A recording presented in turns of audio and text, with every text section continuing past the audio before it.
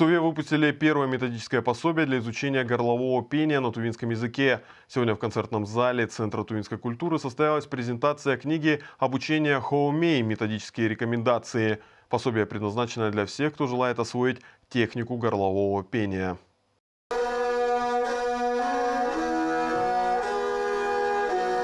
Изучить горловое пение станет еще проще. Благодаря пособию «Хоумей Уэринири» можно освоить азы особого жанра народного музицирования. Уже есть желающие овладеть древним искусством. Да, у меня есть большое желание. Это все-таки наше тувинское наследие.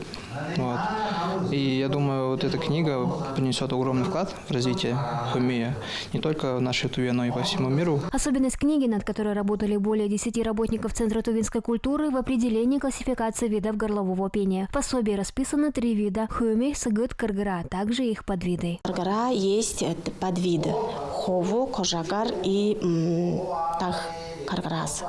И у данных видов есть специальная техника исполнения приема. Эти приемы показывают народный хоумежи и каркошкендей. Чтобы петь ыдып хоумелери, нужно научиться расслаблять нижнюю челюсть и раскрывать ее под нужным углом.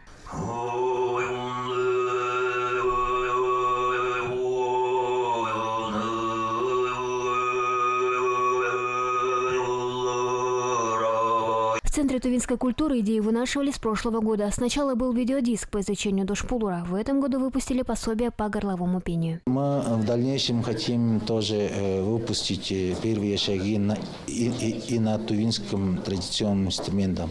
Над книгой работали все специалисты Центра тувинской культуры, автор народных хоумежей Гаркошкендей, редактор Мира Бавусюрюн. Пособие по изучению основ горлового пения вышло в небольшом количестве, тираж 500 экземпляров, и он на тувинском языке. Но это не предел, отмечают сами составители. В этом году есть возможность перевода на русский и английский язык.